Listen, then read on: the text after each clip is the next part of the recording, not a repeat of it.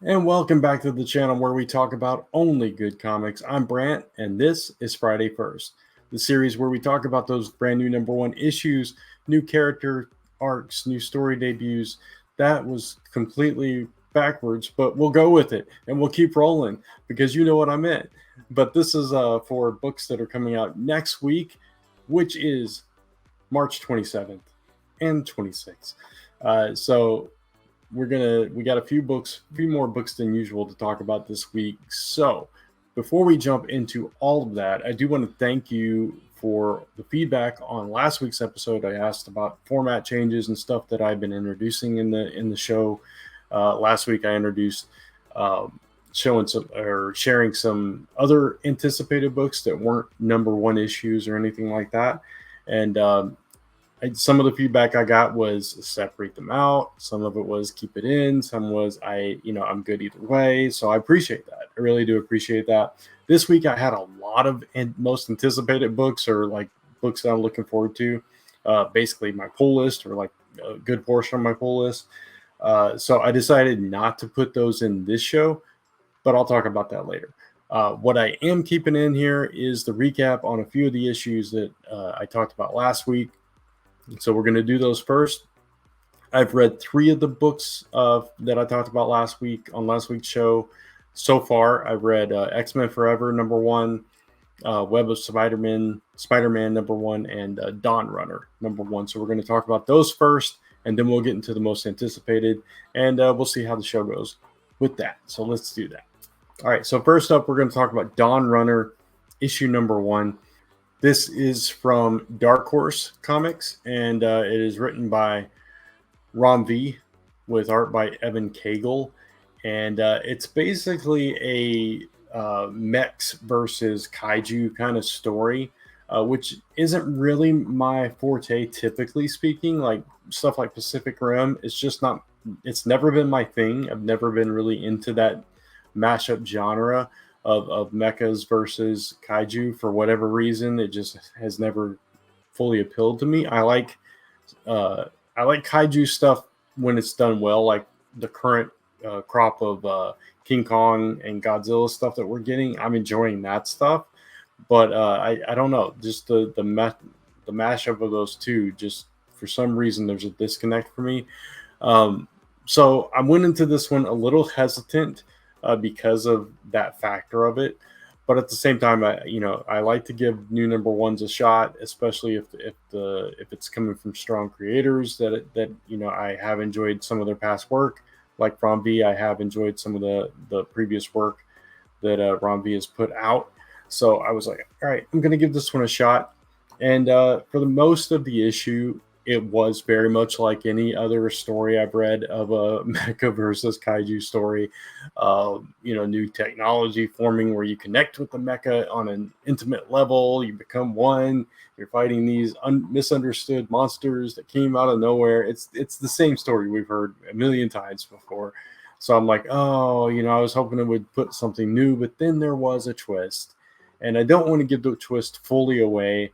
I know it's been a week, but at the same time, I don't want to spoil the story. But there was a twist at the end that caught my attention. And I'm like, okay, at least that's interesting.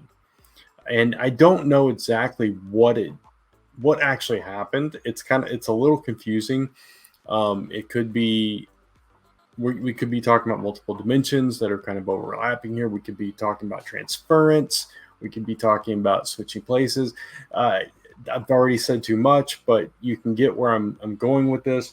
So I'm curious what that was. Am I curious enough to read another issue? I don't know. Honestly, I don't know. I don't think it pulled me in enough to get me there, but I am very curious what actually happened. So I'll definitely read about it to see, if I'm right in my assumptions as to what happened and to see where that's going. Maybe if it's interesting enough for people start talking about it, be like, okay, I got to go check this out again. But I don't think it gave me enough difference from all those other kind of stories that already weren't my thing to keep reading this one, unfortunately. So that's Dawn Runner.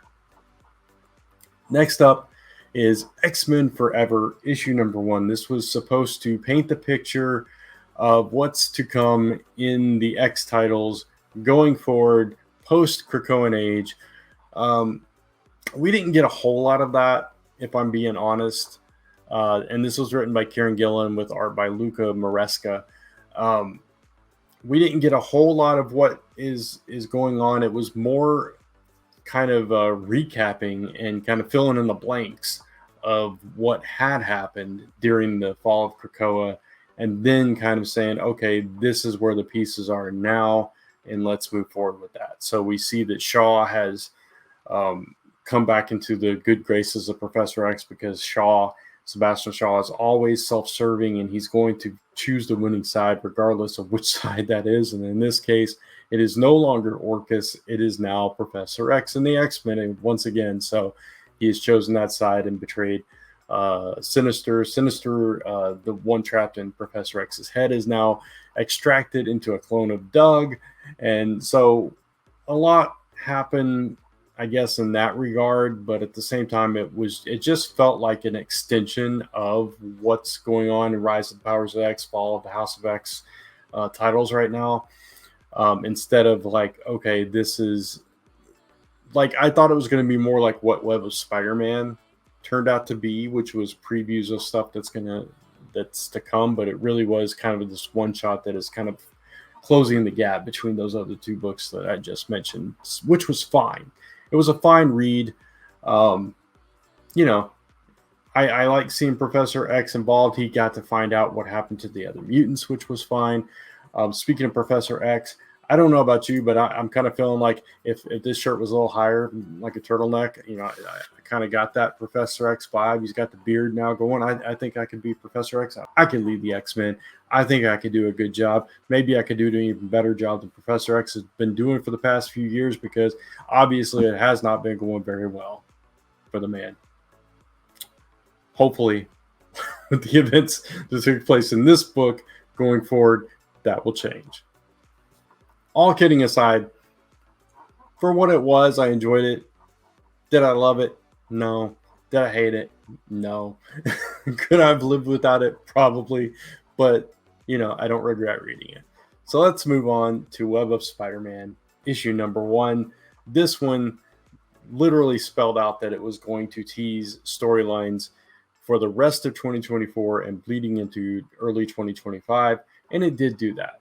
What it gave us was little clips of stories from each of the current titles and upcoming stories, like the Spider Society and whatever's going to happen with Chasm and Kane and all of that stuff. It showed us the current creative teams that are on the books. You could clearly tell what book is, what story is from which book. You had John Romita Jr. art doing the Amazing Spider-Man story. You had Cody Ziegler writing the Miles Morales story. You had Miles and Peter together in the Spectacular Spider-Man story. So you obviously knew what was where. But I did appreciate what it did do, which was do exactly what it promised. It gave us a little peek into what's to come. And we got, obviously, the Blood Hunt prelude stuff in Miles. He's going to be heavily involved in that event, so that made sense there. Battling Hytale again, still building up his own personal rogues gallery, which I like. Love what Cody Ziegler is doing with Miles Morales. Amazing Spider-Man. I'm still not a fan of what's going on there, so it was more Tombstone stuff. I didn't love that. What I did like was we got teases of Gold Goblin. Norman, we know that the Green Goblin is coming back soon. We know that story is upcoming very soon, and we had Goblin stuff going on here that kind of bled into the Chasm stuff, but it was good seeing Norman back in the fray as Gold Goblin. And, I don't know. I don't know where that is exactly headed, or what Grave Goblin has to do with anything, or how Madeline Pryor is coming into this story. But I do enjoy the fact that we are doing something with Ben Reilly, even if it is just to have him face off against Kane, if that's what we're doing. Miles and Pete together in Spectacular Spider-Man, it was just a little bit more of, it was just like a lost scene from issue 1 of that issue. So or of that series. So that really didn't add anything. Seeing Kane crawl through the sewers and battle vermin for a second and not have his full memories was interesting. Chasm escaping, and Madeline Pryor saying, okay, whatever, I'm not a warden, this is not a prison, it's their problem now, was fine. And I enjoy seeing what's going to bring her back into the spider world. Miguel O'Hara, Spider-Man 2099, coming face to face with another Green Goblin and finding out who that was very intriguing. And seeing who he's going to pull together for this team, for the Spider Society, I enjoy that. The stuff going on with Gwen Stacy, leaving Earth 65, coming into the 616, and kind of hallucinating and seeing things. That's also interesting to me. So there were a lot of good seeds planted here in this book, and I enjoyed it. So I'm looking forward to what some of the Spider-Line has in store, and I'm glad to hear that we're going to be getting Ed McGuinness on an arc at least of Amazing Spider-Man in between before we get back to this Tombstone stuff. Hopefully that'll be an enjoyable arc and a nice palate cleanser, but we'll see. But with that said, that's all the books that I read from last week. Let's get into what you're here for, the books that are coming out next week. We'll start with that first and only honorable mention, which is Ghostbusters Back in Town, issue number 1. If you are a fan of the newest movie with, why is his name just completely left my brain? He's Ant-Man. I mean, you know who he is. Why is his name? I love this guy, and I cannot think of his name for the life of me. Anyway, if you like the latest movie, the Ghostbusters movie, which I was a big fan of, I thought it was really well done. There's an upcoming sequel, obviously. This is the gap filler between those two. So if you're a Ghostbusters fan, if you like to get all the pieces and bits, and you like to see books like this that kind of connect the two parts that tell like an untold story or whatever, you might want to check this one out. This is from Dark Horse. This is Ghostbusters Back in Town, issue number 1. Paul Rudd, for crying out loud. Sorry about that. My mind just went blank. Anyway, next up we have Local Man, Bad Girls, issue number 1. The description here says this is a perfect jumping on point, and it's for fans that love or hate the long gone days of, this is their words, not mine, blood spattered breasts, big blades, and bad girls. I don't know if you love that stuff or hate that stuff, but it is very 90s, and it is coming screaming back in this book. This is featuring Inga, who is Local Man's ex, who is now his arch nemesis within the small town that they live in. And it's kind of recapping her journey, and it brings her head to head with a couple of other leading ladies in this universe. So I'm a Local Man fan. I like the book. I did like the first arc better, but I did think the second arc at least ended stronger. And so I'm actually looking forward to this. But because of my hesitancy, I'm not gonna give this like a positively good. I'm going to give this one a promisingly good, because again, I like Inga's story and I like where that left off. So hopefully this picking up on those threads and kind of highlighting some other characters in that world will be interesting. So we'll see. Next up is White Boat, issue number 1. This is from Distillery. Haven't been super impressed with some of the Distillery books that I have checked out, unfortunately. But this is a Scott Snyder book. I do like Scott Snyder, and who doesn't love a story about rich people shipping people off to islands to perform, experiments and rituals on them as part of a cult? Yeah. Not a great outcome for what you might think is a fun party on a yacht. Anyway, it is an interesting concept, though. A bunch of people go on these yachts, and they think they're being taken to paradise, and instead they are brought there for this thing called the Human Project, Who knows what happens on these islands, but this is White Boat, Francesco Francavilla, Scott Snyder. I don't love the big format. I know some people like the difference, and I know they're trying to stand out, and I get it. I respect everything Distillery is trying to do, all the creators that they brought in, but just nothing is quite connected with me.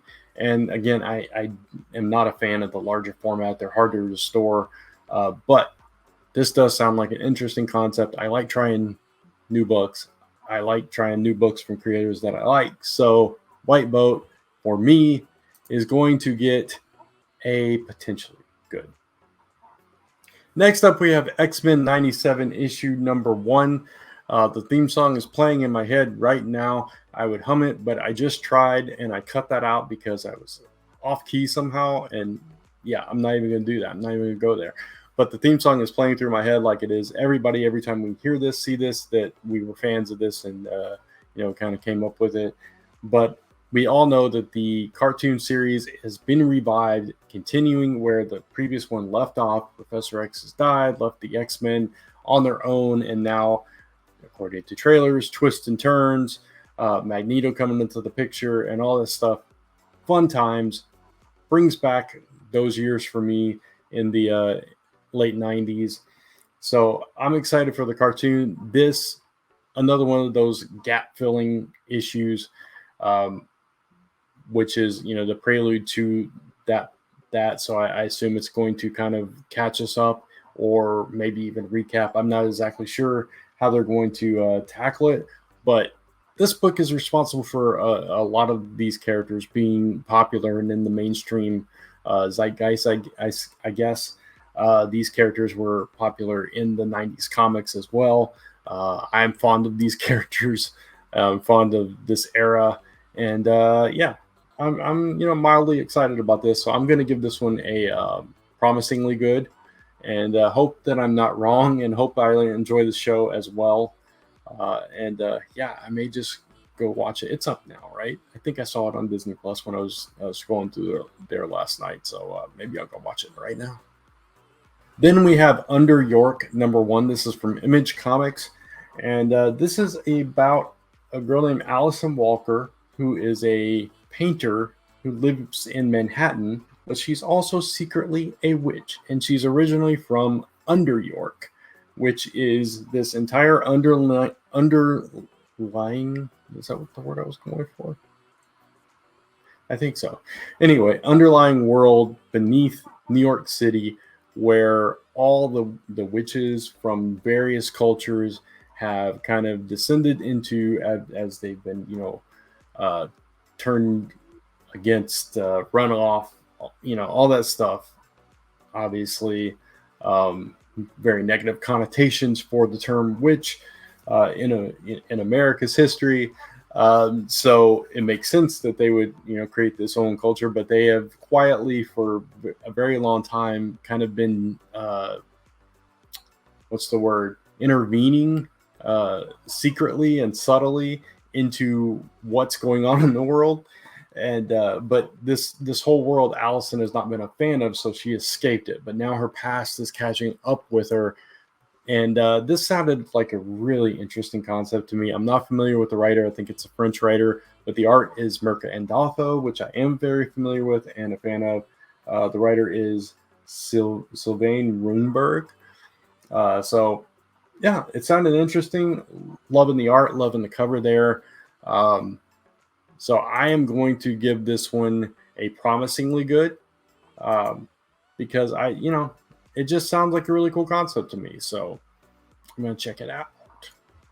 This one I'm really excited for. This is Feral issue number 1. This is from Image Comics as well. And this is from the creators behind Stray Dogs. That's right. It is not a sequel or a follow-up, but I'm assuming it's in the same world. Maybe not. It is a horror comic just like that one was, but I love that they have taken this in a completely different direction. It's not just the same story, but with cats. Instead, it's 3 house cats get out in the middle of a rabies outbreak, and they kind of have to survive it, not get bit or scratched, and don't become feral. So it's going to be bloody. It's going to be cutesy Disney style cats, but in a very horrific manner, which is exactly what Stray Dogs was, just a completely different way with the serial killer. So I love this. I love Stray Dogs. It was like this sleeper hit, and I have a feeling that Pharaoh could be a sleeper hit as well. So I'm really excited to meet Elsie, Lord Fluffy Britches, and Patch. I hope you are too. I am giving this one the one and only positively good this week. And last but not least, Jackpot and Black Cat, issue number 1, Luck Be the Ladies. This is seeing the further team up of Mary Jane and Black Cat when Black Cat is blackmailed into committing a crime spree, and Mary Jane comes to her rescue, and apparently some major or minor or just known spider villain is behind all of this, and we get to see that play out. The Jackpot issue that we got, the one shot, was okay.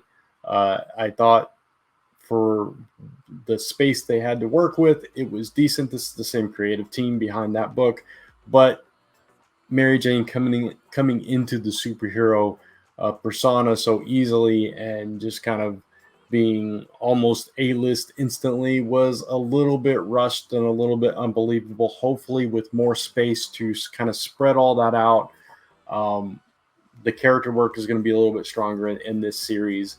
So for that reason, I'm looking forward to it, and I am going to give this one a promisingly good. I kind of went back and forth if I wanted to just knock this down to potentially, but I think I liked the one shot enough to give this one the benefit of the doubt. So that's why it gets the promisingly for me, and hopefully I'm right. And this is another good team up with Black Cat and Mary Jane. And that's a wrap on this episode of Friday 1st, the 25th episode, believe it or not. Been doing this for 25 weeks straight now. Kind of proud of myself for that. Also, for anyone that wished me a happy birthday, I appreciate it. Yesterday was my birthday, and I just appreciate the love. So thank you for that. And this was fun. I'm actually recording this on my birthday night, so it was kind of fun to kind of take a few minutes and read some comics and record a show about comics, because this is what I love and this is what I love to do. So yeah, I'm having a blast. So anyway, I'm going to try to do a most anticipated TikTok. I did one last week, sharing a few other titles. I'll throw out teases for some of the other books that I'm really looking forward to. Duke, obviously, Mighty Morphin Power Rangers, and Green Arrow are 3 of the mini books that I'm excited about coming out next week. So look for that video on my TikTok. It's also at Only Good Comics. But with that said, if you like this video, please give it a thumbs up. It really does help, and it just makes me feel good to see those likes, so I appreciate it. Also, hit that subscribe and notification bell so you don't miss any of the episodes or any of the other content on the channel. Of course, you can follow me across social media at Only Good Comics, and right there, type onlygoodcomics.com into your browser window or whatever to come right back to this YouTube channel so we can talk about only good comics. Until next time, thanks for watching. Keep reading those comics, and I'll see you soon.